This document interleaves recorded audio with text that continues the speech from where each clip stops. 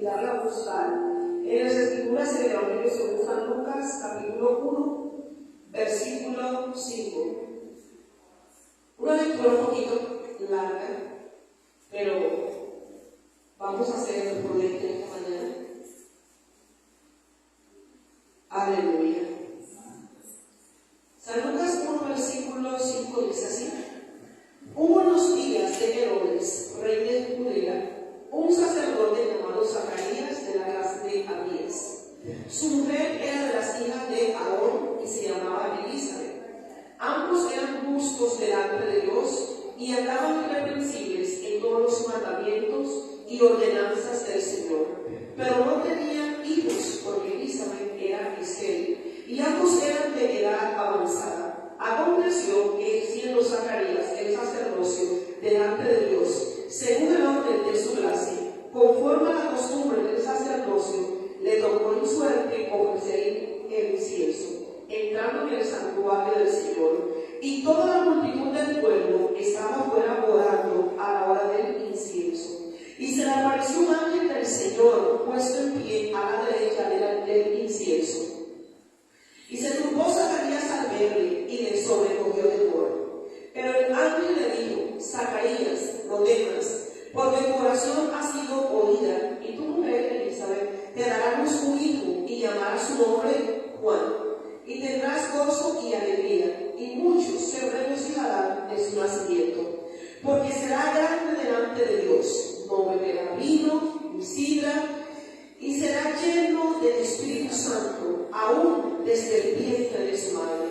Y hará que muchos de los hijos de Israel se conviertan al Señor, Dios de ellos. Irá delante de él con el Espíritu y el poder de Elías, para hacer volver los corazones de los padres a los hijos y de los rebeldes a la prudencia de los justos, para preparar al Señor un pueblo bien dispuesto. Dijo Zacarías al ángel: ¿En qué conoceré esto? Porque yo soy viejo y mi mujer es de edad avanzada. Respondiendo el ángel le dijo: Yo soy Gabriel, que estoy delante de Dios, y he sido enviado a hablarte y darte estas buenas nuevas. Y ahora quedarás mudo, y no podrás hablar hasta el día en que esto se haga, por cuanto no creíste mis palabras, las cuales se cumplirán a su tiempo. Y el pueblo estaba esperando a Zacarías y se extrañaba de que se demorase en el santuario. Pero cuando salió, no les podía hablar. Y comprendieron que había visto visión en el santuario. Él les hablaba por señas y permaneció mudo. Y cumplidos los días de su ministerio, se fue a su casa. Después de aquellos días concibió su mujer Elizabeth y se recluyó en casa por 5 meses, diciendo: Así ha hecho conmigo el Señor en los días en que se dignó quitar mi afrenta entre los hombres. Dejamos hasta aquí. Aleluya. Gloria al Señor. Una lectura bastante larga. Contigo no terminar ahí, pero vamos a tratar de compartir esta mañana lo que Dios ha ministrado a nuestras vidas. Hemos leído en esta mañana la historia de una familia conocedora de la palabra del Señor. Tanto Zacarías como su esposa eran personas conocedoras de la palabra del Señor. Y si Zacarías ministraba como sacerdote, esto nos dice la palabra que pertenecía a la tribu de Leví. Amén. Y que era una persona, esa palabra, entrada en años. Y que su mujer también era una mujer entrada en años. O sea, eran personas adultas. Y la palabra resalta y dice que ambos eran justos y caminaban, eran irreprensibles delante de la presencia del Señor. Tenían, no sabemos exactamente si tenían o no tenían, pero tenían por lo menos el deseo, como toda familia, de tener familia, ¿cierto? De tener hijos, de no ser ellos dos, sino de procrear, de multiplicarse. Ese era el deseo de ellos dos. Sin embargo, pasaban y pasaban los años, seguían guardándose para Dios, vivían irreprensible. Zacarías, el sacerdote, ministraba en el santuario, ministraba en la presencia del Señor a todo el pueblo. Y dice la palabra que uno de los días de Zacarías, un sacerdote llamado Zacarías,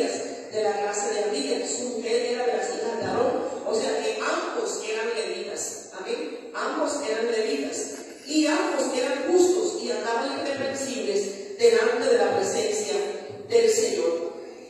¿Por cuánto tiempo había estado orando Zacarías y su esposa? No lo sabemos.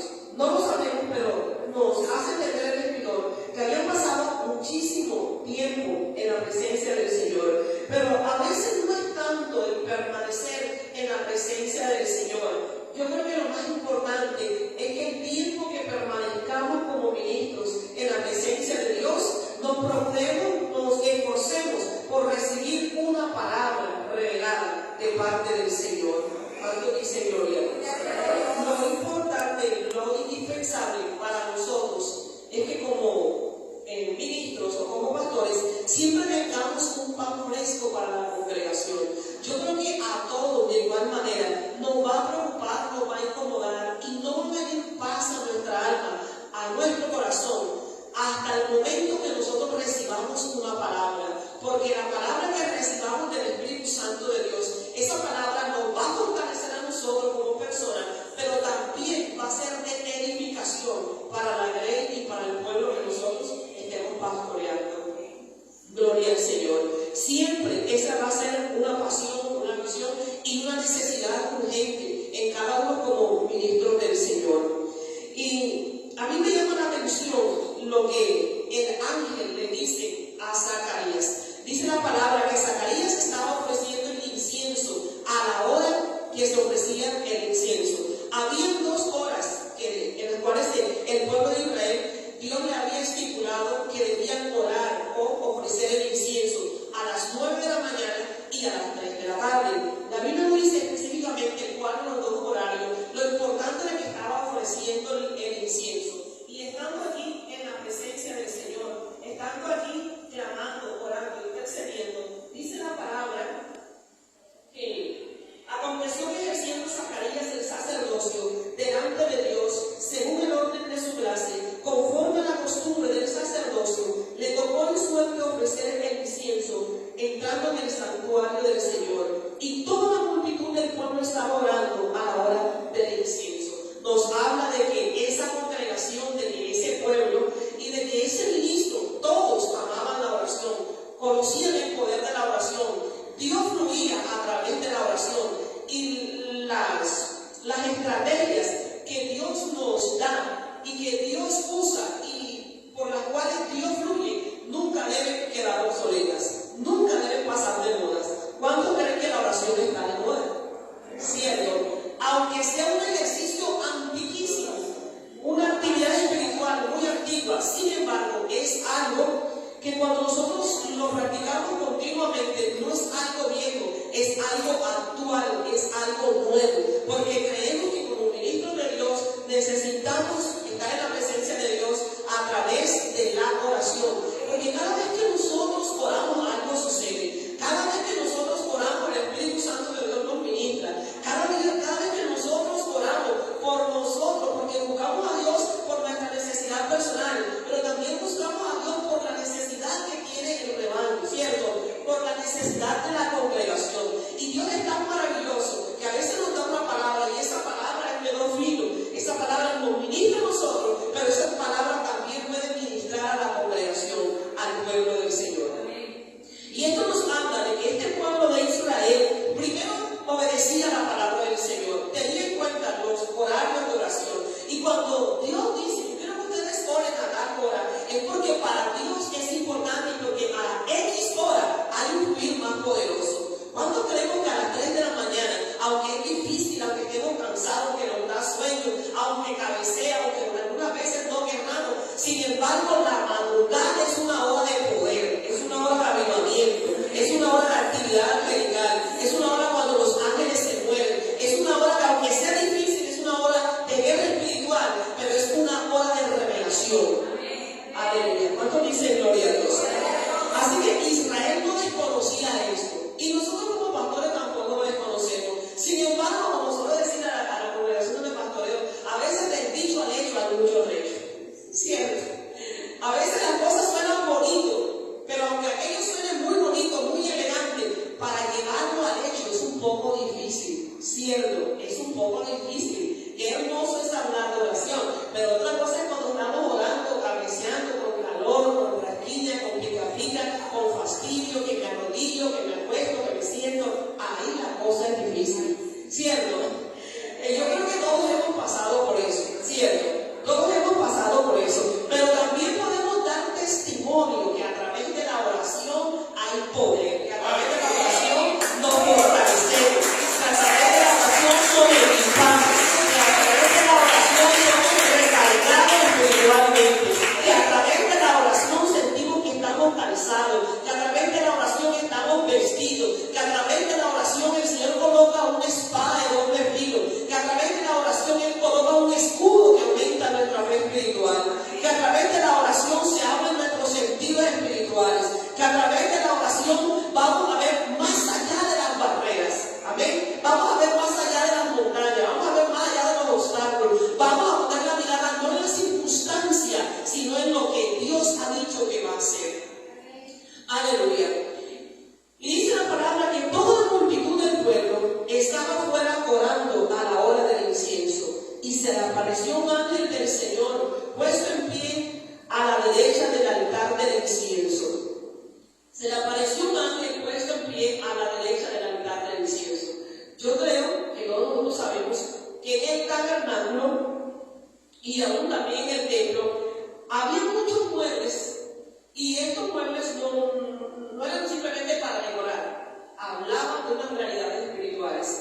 Y a mí me llama la atención porque dice la palabra que y se le apareció un ángel del Señor puesto en pie a la derecha del altar. ¿Qué había en la parte derecha a la entrada del altar o del templo también el tabernáculo como está establecido? Estaba un altar que se llamaba el altar del holocausto.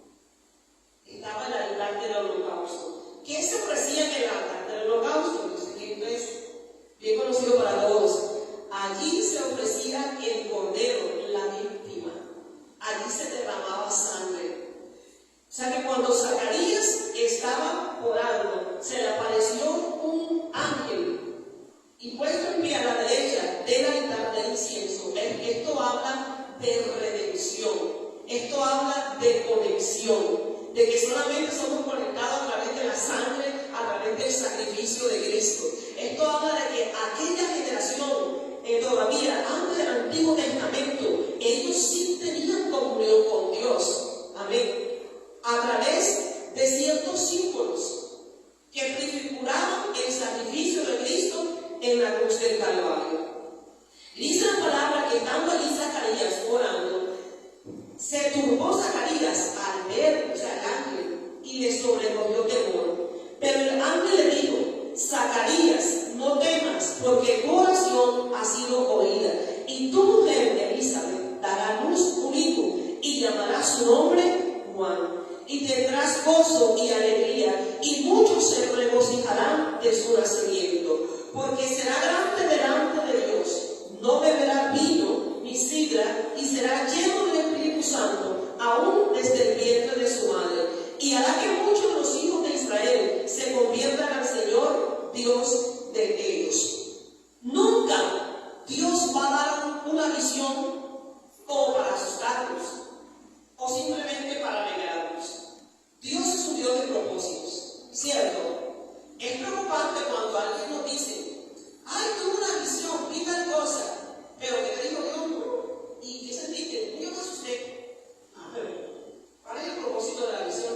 ¿Cuál es el propósito de que un ángel se te aparezca?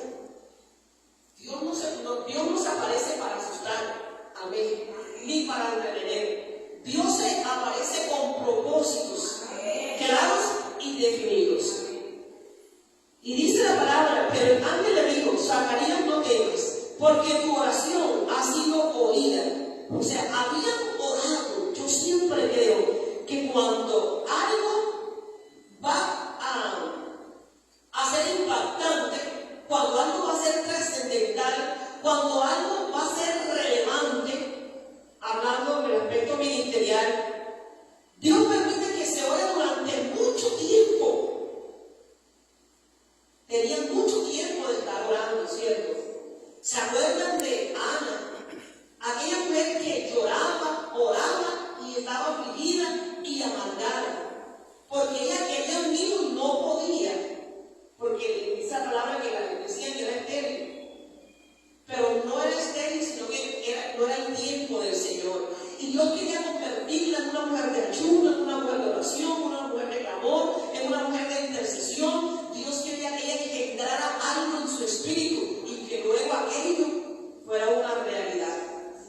Aleluya. Y yo creo que la historia de estas personas es muy similar, porque yo creo que ellos tenían muchísimos años de estar orando, porque ellos no iban a concebir cualquier cosa. Ellos no iban a concebir cualquier persona. Ellos iban a concebir una persona que iba a marcar la historia de Israel, que iba a dejar un legado poderoso. Ellos estaban orando, ellos estaban engendrando primero en su espíritu y luego en el vientre. Primero en su espíritu estaban engendrando un propósito de Dios. Quizás usted, mi amado ministro y pastor, tiene muchísimos años de estar orando, clamando, intercediendo. Y quizás usted dice, pero es que Dios no me ha escuchado, no quiere. A veces no es que Dios no nos ha escuchado, no quiere, sino que lo que Dios te va a dar va a ser relevante, va a ser grande y va a ser poderoso. Y va a marcar la historia y va a dejar un legado poderoso en tu vida. Aleluya. Mira que Ana tuvo varios hijos, pero el hijo por el cual ella oraba, lloraba, ayunaba, fue Samuel. Por el que más lloró, por el que más sufrió, fue el que marcó la historia de Israel. Los otros hijos de Ana simplemente dicen que tuvo hijas y tuvo hijos, y de ellos no se habla. Pero aquel por el que se ayunó, por el que se oró, por el que se clamó, por el que se intercedió, por el que se padeció una grande afrenta, aquel marcó la historia de toda una nación. Aquel trascendió en todo Israel y todavía trasciende en nuestra historia.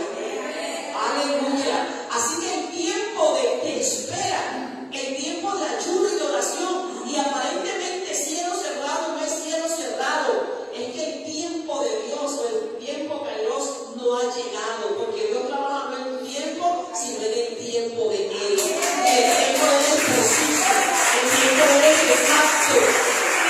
Aleluya. Gloria al Señor. Pero el ángel le dijo, Zacarías, no temas, porque tu oración ha sido oída en tu mujer Elizabeth, te dará a luz un hijo y llamará su nombre Juan. O sea, Dios intervino en ellos dos como persona, como sacerdote. ¿Cuántas personas concibieron y Dios no les hablaba? Pero como este era un asunto de Dios, como era un asunto en que Dios iba a intervenir directamente antes que fuera una realidad tangible, visible, Dios le envía un mensajero, un ángel, y le dice, no temas, porque vas a tener un hijo, vas a concebir un hijo, va a ser varón, se va a llamar Juan, y tendrás gozo y alegría, y muchos se regocijarán de su nacimiento, porque será grande delante de Dios. No beberá vino ni sidra, y será lleno del Espíritu Santo, aún desde el vientre de su madre. Esto que acabo de leer nos habla de un personaje que estaba llamado a ser nazareo, ¿cierto? De un personaje que estaba llamado a ser nazareo. Los nazareos en aquella época, también creo que todos lo sabemos, eran aquellas personas que Dios llamaba no solamente para tener una apariencia externa, no solamente para tener una apariencia externa. No investigué así, pero ya lo he investigado. Dice alguna historia bíblica que en la época de las guerras, Israel y Judá llevaban a algunos nazareos, porque ellos tenían una característica y era que se dejaban crecer el cabello, ¿cierto? Aparte de guardar la ley estrictamente de no comer vino, de dejarse crecer el cabello, Israel llevaba a algunos nazareos a la guerra, porque ellos creían que cuando el enemigo veía a alguno de los nazareos en medio del ejército, ellos se asustaban y decían, allí hay personas diferentes, allí hay gente de Dios, allí hay gente consagrada, allí hay gente que guarda